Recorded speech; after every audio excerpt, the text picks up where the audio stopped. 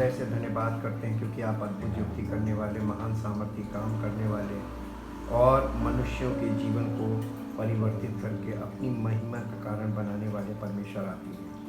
आप सर्वशक्तिमान हैं और दयालु हैं।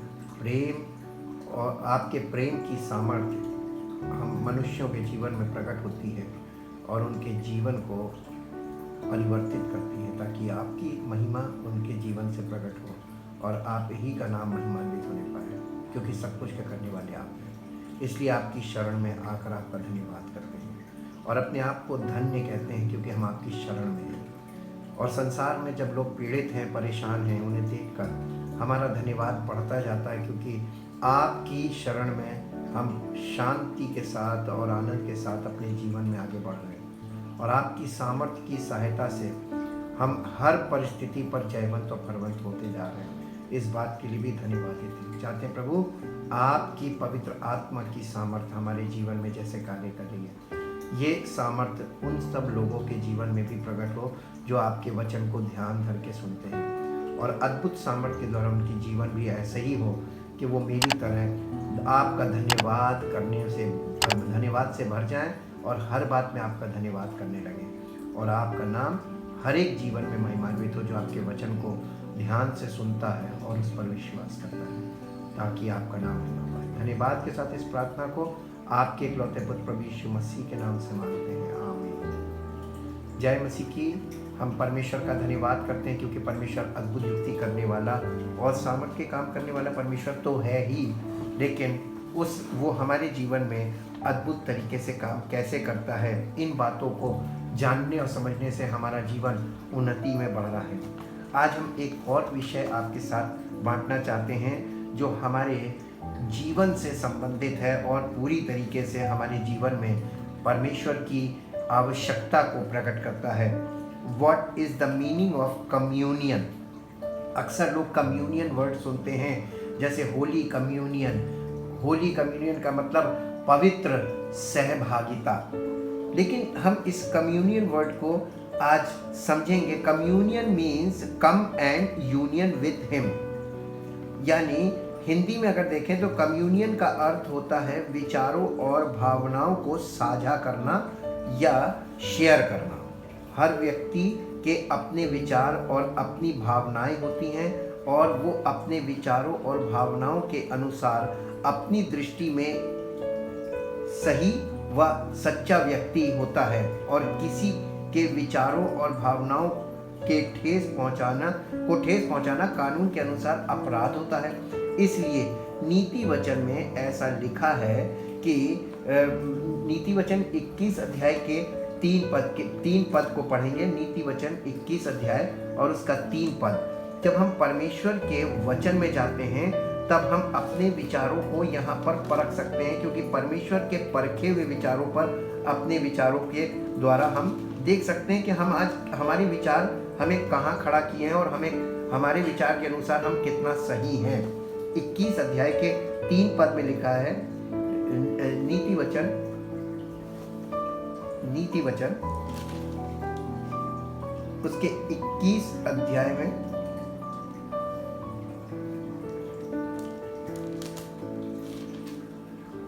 नीति वचन की पुस्तक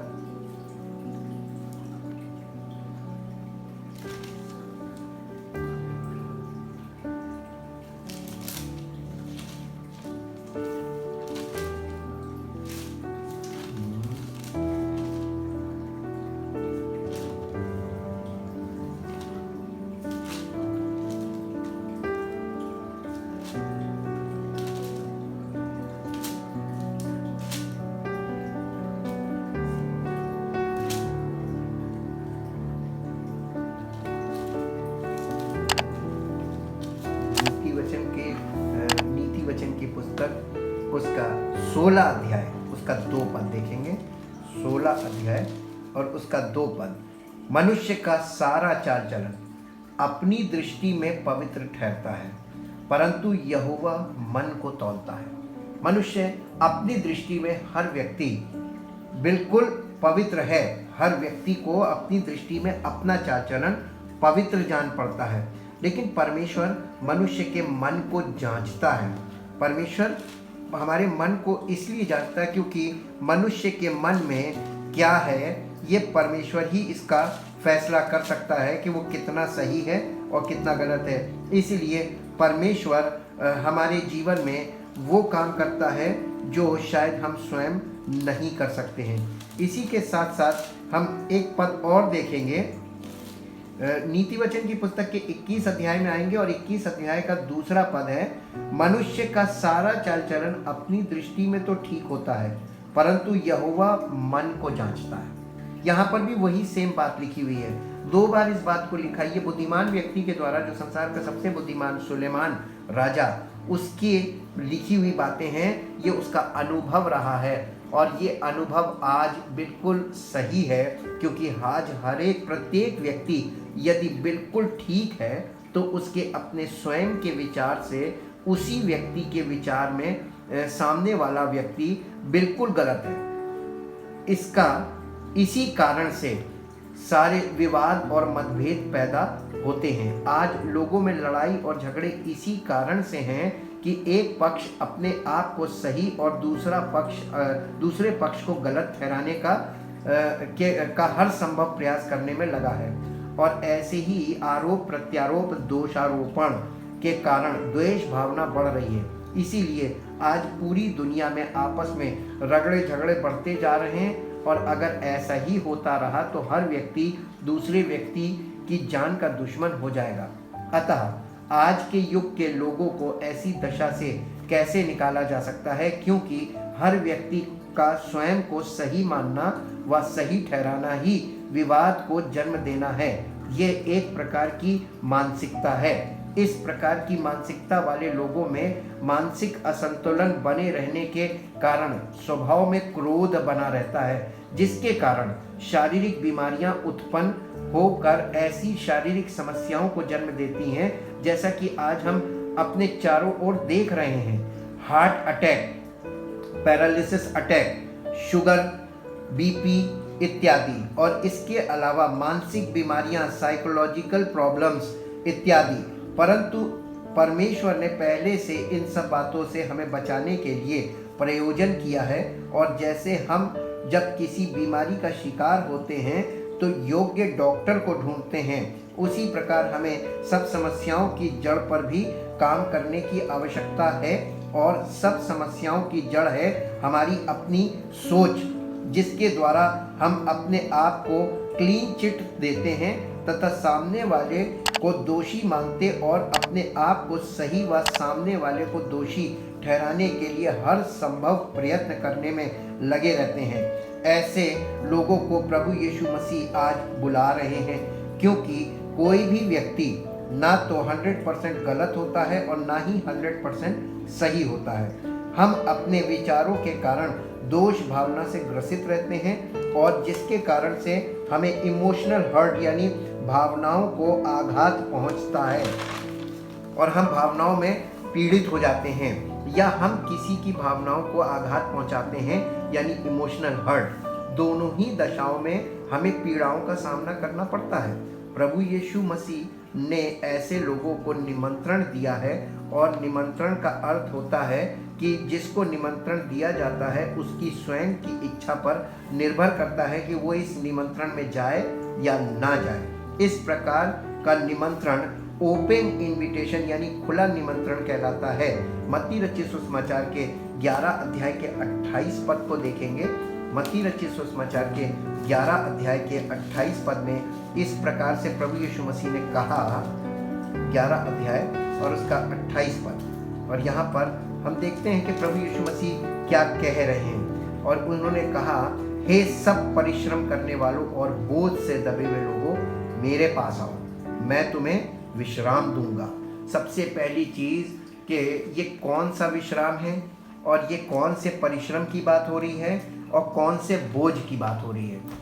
ये पहली बात तो ये कि ये शारीरिक परिश्रम की बात नहीं है, शारीरिक बोझ की बात नहीं है, और ये शारीरिक विश्राम की बात बिल्कुल भी नहीं है।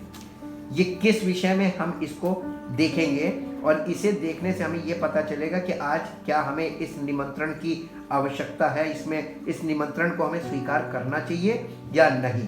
यहाँ प्रभु यीशु मसीह शारीरिक परिश्रम और शारीरिक बोझ की बात नहीं कर रहे हैं, बल्कि मानसिक उलझनों में फंसे लोग जिस प्रकार से जादू टोना, झाड़ा फूकी, दुआ ताबीज इत्यादि करके अपने जीवन में शांति प्राप्त करने का जो प्रयास कर रहे हैं, इस प्रकार के परिश्रम की बात कर रहा है वो, कि लोग किसी तरीके से ऐसा परिश्रम कर रहे हैं कि उनके मन में मानसिक शांति मिल जाए, मन में विश्राम हो। यीशु मसीह उसी परिश्रम की बात कर रहे हैं तथा सबके मनों में बोझ भरा हुआ है, समस्याओं और उलझनों का बोझ, कर्जों का बोझ इत्यादि, ऐसे लोगों को निमंत्रण दे रहे हैं। और यदि आप इस श्रेणी में आते हैं तो ये निमंत्रण आज आपके लिए है। आपको कहीं जाने की जरूरत नहीं है, आपको समाधान को समझना है।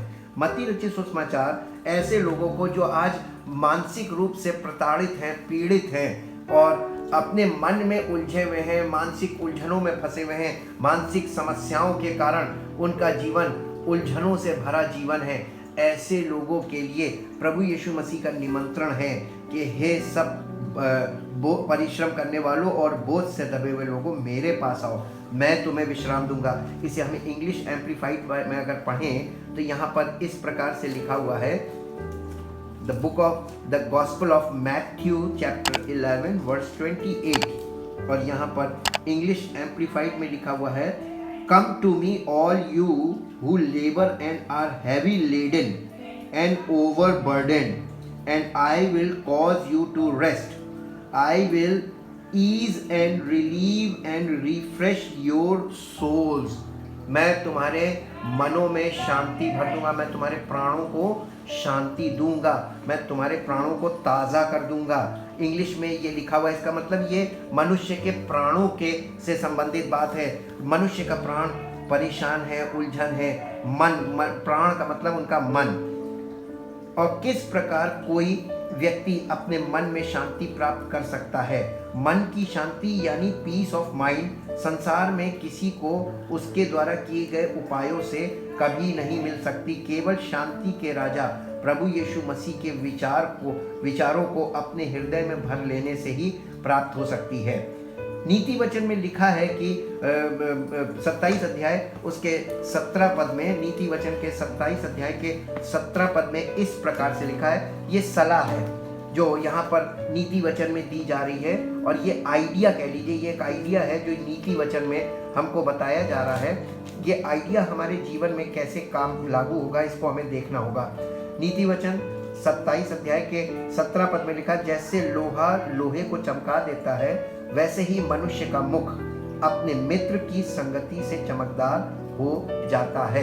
लेकिन अगर मित्र जो है वो सही नहीं है, बुद्धिमान नहीं है, वफादार नहीं है, चालाक है और स्वार्थी है, तो ऐसा कभी भी नहीं होगा, मित्र का चेहरा कभी नहीं चमकेगा।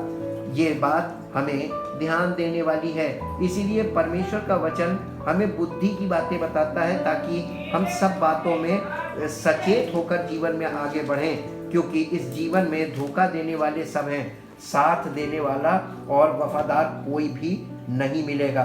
The book of proverbs chapter 27 and verse 17, iron sharpens iron, so a man sharpens the countenance of his friend to show rage or worthy purpose। यानी मित्र की संगति में रहने से अच्छा मित्र होगा तो उसके मित्र का चेहरा चमकने लगेगा। इसी के साथ साथ इसी से मिलती जुलती एक और बात यहाँ पर लिखी है नीति वचन 13 अध्याय के 20 पद में। नीति वचन उसका 13 अध्याय और उसके 20 पद में इस प्रकार से लिखा हुआ है, 13 अध्याय के 20 पद में, बुद्धिमानों की संगति कर, तब तू भी बुद्धिमान हो जाएगा, परंतु मूर्खों का साथी नष्ट हो जाएगा। अब आपने जिससे फ्रेंडशिप की है, आपके मित्र कितने बुद्धिमान हैं? हो सकता है आपके मित्र बहुत पढ़े लिखे हों, बहुत बुद्धिमान हो आपके हिसाब से, लेकिन आज के युग के हिसाब से और परिस्थितियों के हिसाब से कौन बुद्धिमान है, ये तो उसका जीवन और उसका अचीवमेंट्स क्या हैं, ये उससे पता चलेगा। लोग गलत तरीके से भी अचीवमेंट्स यानी अचीव कर लेते हैं, गलत ढंग से भी वो चीज़ें प्राप्त कर लेते हैं जिसके वो योग्य नहीं होते हैं। लेकिन सही रास्ते पे चलकर उन चीज़ों को प्राप्त करना ये असली अचीवमेंट होता है। अतः प्रभु यीशु मसीह कह रहे हैं, मेरा जुआ अपने ऊपर उठा लो। मत्ती रचित सुसमाचार 11 अध्याय के 29 पद को देखेंगे, जब उन्होंने निमंत्रण दिया कि हे सब परिश्रम करने वालों, बोझ से दबे लोगों, मेरे पास आओ, मैं तुम्हें विश्राम दूंगा। इसका मतलब वो हमारे प्राणों को विश्राम देना मांगते हैं, हमारे मन में विश्राम लाना मांगते हैं, शांति लाना मांगते हैं। उसका तरीका उन्होंने बताया 29वें पद में, 11 अध्याय मत्ती रचित सुसमाचार 11 अध्याय के 29 पद में, मेरा जुआ अपने ऊपर उठा लो और मुझसे सीखो, क्योंकि मैं नम्र और मन में दीन हूं, और तुम अपने मन में विश्राम पाओगे। इसे हम इंग्लिश एम्प्लीफाइड में भी देखेंगे कि यहाँ पर क्या क्या लिखा है, ताकि हम इन बातों को समझ सकें। Take my yoke upon you and learn of me, for I am gentle and humble in heart, and you will find rest, means relief and ease and refreshment and recreation and blessed quiet for your souls। यानी हमारे मनों में वो शांति आ जाएगी जिसको हम संसार में खोज रहे हैं। इस बात को समझने के लिए यिर्मयाह नबी की पुस्तक के 6 अध्याय के 16 पद को देखेंगे। यिर्मयाह नबी की पुस्तक 6 अध्याय का 16 पद यहाँ पर इस प्रकार से लिखा हुआ है। 6 अध्याय के 16, यहोवा यूं भी कहता है, सड़कों पर खड़े होकर देखो और पूछो कि प्राचीन काल का अच्छा मार्ग कौन सा है, उसी में चलो और तुम अपने अपने मन में चैन पाओगे। पर उन्होंने कहा, हम उस पर ना चलेंगे। यानी परमेश्वर आपसे कह रहा है कि ऐसा मार्ग जिसमें शांति प्राप्त हो, उस मार्ग का पता करो और उसी में चलो। आज दुनिया में लोग एक दूसरे को भटका रहे हैं, खुद भी भटक रहे हैं, और भटकने वाले लोगों का मार्गदर्शन कर रहे हैं। जो पहले से खुद भटका हो जीवन में, जिनके घर टूटे हैं, वो दूसरे के घरों को कैसे जोड़ सकते हैं, जिनके रिश्ते खुद खराब हैं, वो दूसरे के रिश्ते को कैसे सही कर सकते हैं।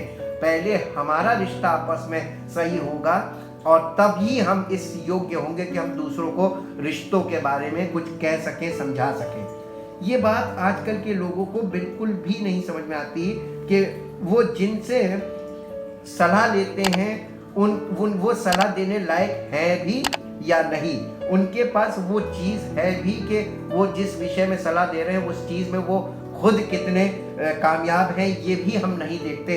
लेकिन हम एक दूसरे के कहे के अनुसार अपने जीवन को, अपने रिश्तों को बर्बाद करके और अपने घरों को बर्बाद करके दुनिया के बीच में तमाशा बन रहे हैं। अतः प्रभु यीशु मसीह कह रहे हैं, मेरा जुआ अपने ऊपर उठा लो। ये भी स्वेच्छा पर निर्भर है, अर्थात प्रभु यीशु मसीह के साथ ऐसे जुड़ जाओ कि उसके विचार हमारे व्यक्तिगत विचारों को जो हमें निर्बल करते हैं, उन विचारों पर जय प्राप्त करें।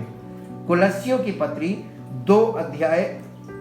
यीशु मसीह ऐसा क्यों कह रहे हैं? यीशु मसीह के पास ऐसी काबिलियत है क्या? इसे देखने के लिए हम चलेंगे परमेश्वर के वचन में और कुलस्सियों की पत्री में, और कुलस्सियों की पत्री उसके 2 अध्याय में हम देखेंगे। कुलस्सियों की पत्री 2 अध्याय और उसके 2 पद से, ताकि उनके मनों में शांति हो और वे प्रेम में आपस में गठे रहें और वे पूरी समझ का सारा धन प्राप्त करें और परमेश्वर पिता के भेद को अर्थात मसीह को पहचान लें, जिसमें बुद्धि और ज्ञान के सारे भंडार छिपे हुए हैं। जी हाँ, यीशु मसीह में बुद्धि और ज्ञान के सारे भंडार छिपे हुए हैं। यानी अब हमारे पास अगर मसीह है तो हमारे पास क्या है मालूम है? बुद्धि और ज्ञान का भंडार है।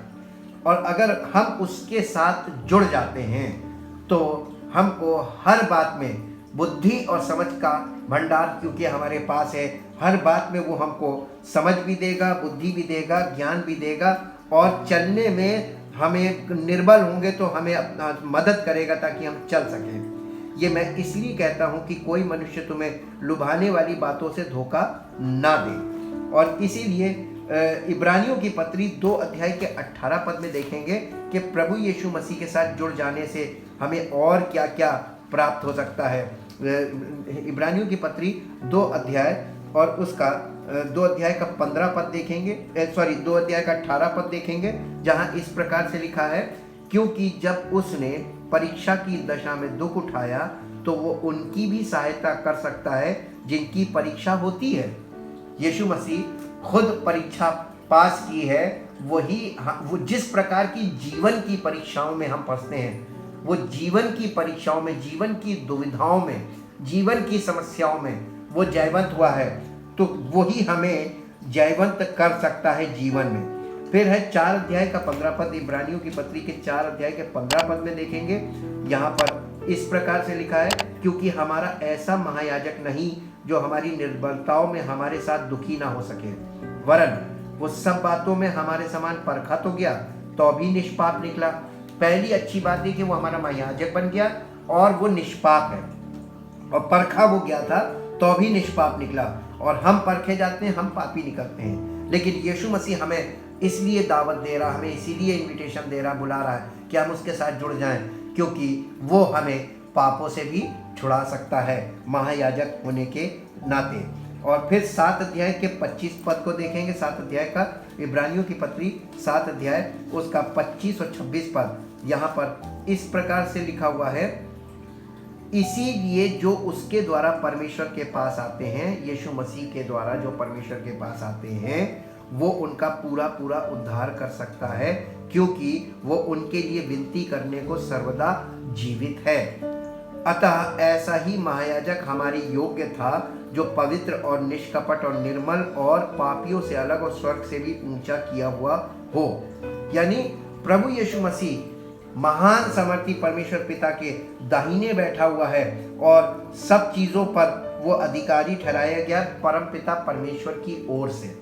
और आज वो हमको ये निमंत्रण दे रहा है कि हे सब परिश्रम करने वालों, बोझ से दबे लोगों, मेरे पास आओ, मैं तुम्हें विश्राम दूंगा। और वो अपने पास बुला रहा है। हमें उसकी शरण में आने की आवश्यकता है, पहला काम। और फिर उसने हमको एक चीज बोली, वो भी स्वेच्छा पे छोड़ी है, मेरा जुआ अपने ऊपर उठा लो। जैसा कि हमने देखा था, कम्युनियन का मतलब कि किसी के साथ जुड़कर उसके साथ साझेदारी कर लेना। प्रभु यीशु मसीह हमें साझेदारी के लिए बुला रहे हैं कि तुम मेरे साथ आ जाओ, मैं जिस जुए को मैंने उठाया है मेरे साथ आ जाओ। और हम अगर जुए को देखते हैं तो उसमें बैल की 2 जोड़ी होती है। एक बैल ट्रेंड बैल होता है, पुराना बैल, और एक बैल नया बैल लगाया जाता है। नए बैल को नहीं मालूम है कि क्या करना है, वो जुए में उस बैल के साथ बंध जाता है। और पुराने बैल को क्योंकि सब मालूम है कि मुझे करना कैसे है, और वो चलता वो है, वो उसके साथ साथ वो भी चलने लगता है।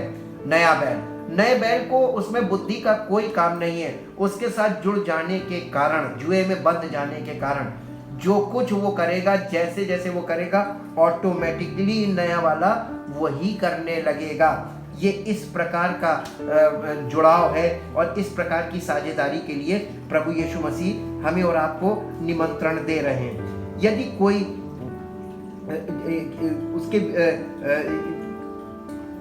यदि कोई महान सामर्थी व्यक्ति किसी निर्बल और दरिद्र व्यक्ति के साथ खड़ा हो जाए और उसकी सामर्थ के द्वारा निर्बल व्यक्ति जयवंत हो जाए, इसे बर्डन शेयरर कहते हैं, यानी उसके बोझ को बांट लेने वाला।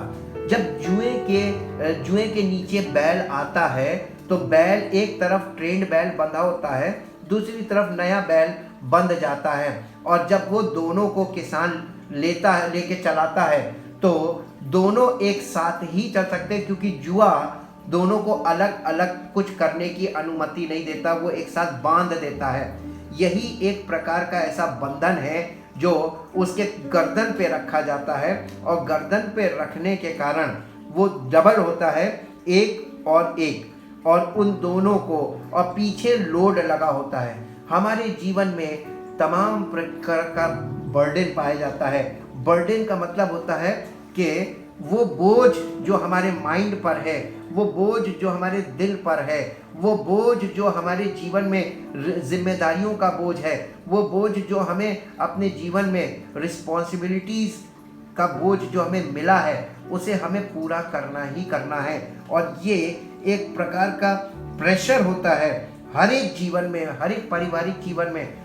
ये सामाजिक जीवन में भी बोझ होता है, पारिवारिक जीवन में भी बोझ होता है, व्यक्तिगत जीवन में भी बोझ होता है। इन सब बोझों को उठाने के लिए हमें एक ऐसे व्यक्ति की ज़रूरत है जो हमारे साथ हमारे उस बोझ को बांट ले, लोड कम कर दे। हम जानते हैं कि जब कोई भारी चीज़ हम अकेले उठाते हैं, शायद हम उठा तो लें और कुछ समय तक हम उठा सकते हैं, लेकिन उठाए रख नहीं सकते, उसको पूरे कंटिन्यूअसली उठा नहीं सकते। हम उसको उठाते तो हैं, कुछ समय तक उठाते हैं, फिर वो हम रख देते हैं क्योंकि हमारे बस की बात नहीं होती उसको उठाए रखना। प्रभु यीशु मसीह हमसे और आपसे ये कह रहे हैं कि हम उनके साथ उस जुए में जुट जाएं, ताकि प्रभु यीशु मसीह हमारा बोझ शेयर करना मांगते हैं। वो हमारे बोझ को शेयर करना मांगते हैं और अपने विचारों को हमारे साथ शेयर करना मांगते हैं, ताकि हम सोच विचार में पवित्र हों, सोच विचार में बुद्धिमान बने और बुद्धिमानी के साथ चलना और बुद्धिमानी के साथ सोचना शुरू करें। और तब तक, जब तक हम बुद्धिमान बन रहे हैं, जब तक हम उसकी विचारों से सही हो रहे हैं, तब तक वो हमारा बोझ उठाने के लिए हमारे साथ जुट जाता है। चाहे कोई भी समस्या हो, हमारे लिए वो एक बहुत बड़ी समस्या हो सकती है, लेकिन प्रभु यीशु मसीह के लिए ऐसी कोई समस्या नहीं है जो बहुत बड़ी है, बल्कि वो हर समस्या का समाधान कर सकता है, क्योंकि बुद्धि और ज्ञान के समस्त भंडार उसमें छिपे हुए हैं। और वो बुद्धि और ज्ञान का भंडार है, ये समझ लीजिए। और वो हमसे कह रहा है, मैं तुम्हारा बोझ उठाने को तैयार हूँ, लेकिन तुम मेरे साथ जुट जाओ, यानी तुम मेरे विचारों को प्राप्त करो, मेरे विचारों से बुद्धि प्राप्त करो, मेरे विचार से ज्ञान प्राप्त करो, मेरे विचारों से समझ प्राप्त करो। और जब तक तुम मेरे विचारों से कुछ प्राप्त कर रहे होगे, तब तक मैं तुम्हारा बोझ लेकर साथ में चल रहा हूँ। वो हमारे बोझ को बांट लेने को तैयार है और ऐसी अद्भुत युक्ति करने वाला प्रभु है, जो किसी के जीवन में किसी भी समय, किसी भी परिस्थिति में कुछ भी पर कोई क्यों ना हो, वो असंभव को संभव करने की सामर्थ्य रखता है। क्या आप ऐसे बुलावे को ठुकरा देना चाहते हैं, या आप ऐसे बुलावे को स्वीकार करना चाहते हैं? यदि आज आपको लगता है कि आप मानसिक समस्याओं से पीड़ित हैं, मानसिक रूप से बोझ में अपने आप पर बोझ महसूस कर रहे हैं, तमाम तरीके का बोझ इंसान के जीवन में पाया जाता है, तमाम तरीके का की उलझने पाई जाती हैं, लेकिन हर चीज़ का एक ही व्यक्ति निदान कर सकता है, और वो है हमारा प्रभु यीशु मसीह, जिसने जीवित रहकर भी यही किया और ये नमूना दिखाया कि वो सब कुछ कर सकता है, सारे रोगों को चंगा कर सकता है, सारी समस्याओं का समाधान कर सकता है, ताकि आज लोग उसके सुसमाचार को सुनकर, पढ़कर, जानकर ये जान जाएं कि वो सब कुछ कर सकता है और उसके साथ जुड़ जाएं। जब आप जुए के नीचे उसके साथ जुड़ जाएंगे तो आपको कुछ नहीं करना है, करेगा तो सब कुछ वो, आपको बस उसके साथ साथ बने रहना है। जब हम परमेश्वर के वचन जो आप तक पहुंच रहे हैं, जिन्हें आप सुन पा रहे हैं, ये उसका अनुग्रह और उसका प्रेम है कि आप तक पहुंच रहे हैं और आपके कानों में पड़ रहे हैं, आप इन्हें सुन पा रहे हैं। आप अपने आप को भाग्यशाली समझिए और आपको करना कुछ नहीं है, इन वचनों को सुनते रहिए, सुनते रहिए, क्योंकि सुनने से क्या होता है? विश्वास पैदा होता है, और जब आपके अंदर विश्वास पैदा होगा, आपके जीवन में तुरंत आश्चर्यकर्म हो जाएगा, और जब हो जाएगा तो आपको केवल आपके अंदर से धन्यवाद निकलने लगेगा, आपके अंदर से परमेश्वर के प्रति धन्यवाद और आभार प्रकट होने लगेगा। प्रभु आपने कर दिया, आपका धन्यवाद हो। आइए हम उसके साथ उस जुए में जुट जाएं, यानी उसके वचनों को सुनना शुरू कर दें और ध्यान से, मन से, दिल से सुनने लगे। जब आप इसे दिल से सुनेंगे, बाकी काम तो प्रभु करेगा। और जब आपके सुनते सुनते आपके अंदर विश्वास पैदा होगा, जैसे ही विश्वास पैदा होगा वैसे ही आपके जीवन में आश्चर्यकर्म होगा और आपकी स्थिति परिस्थिति प्रभु बदलेगा। जब आपको ये मालूम हो जाएगा कि हाँ प्रभु सब कुछ कर सकता है, तब आप उसके साथ समझदारी के साथ चलने लगेंगे और आपके जीवन में अद्भुत कार्य होंगे और आपका जीवन उसकी महिमा का कारण बनेगा। परमपिता परमेश्वर हम आपका धन्यवाद करते हैं, क्योंकि आप अद्भुत युक्ति करने वाले परमेश्वर हैं, असंभव को संभव करने वाले परमेश्वर हैं। यही नहीं, आप मृतक को जीवित करने वाले प्रभु हैं। आप मुर्दों में जान डाल देते हैं। इसलिए प्रभु, हम तो एक मुर्दे के समान हैं और हम जीवित तो है शारीरिक तौर पर, लेकिन जीवन नाम की चीज हमारे प्राणों में नहीं है। हमारे प्राणों को जीवन कौन देगा? हे प्रभु, आप तो जीवन का स्रोत हैं। आपके वचन जब हमारे हृदय में जाते हैं तो वो जीवन देते हैं और हमें जीवन उत्पन्न करते हैं हमारे अंदर। प्रभु, आपके वचनों के द्वारा हमारे अंदर जीवन पैदा होता है। चाहते प्रभु, ये जीवन हमें आपके वचन के द्वारा प्राप्त होता रहे, ताकि आपका नाम हमारे नहीं बल्कि जितने लोग प्रभु इन वचनों को सुनते हैं उनके अंदर जीवन पैदा हो और जीने की उमंग पैदा हो, और प्रभु का नाम हर एक जीवन से महिमान्वित हो। सारा आदर, सारी महिमा, इस प्रार्थना को आपके इकलौते पुत्र प्रभु यीशु मसीह के नाम से मांगते हैं, आमीन। परमेश्वर की आशीषें आपके जीवन में आपको प्राप्त होती रहे। Praise the Lord.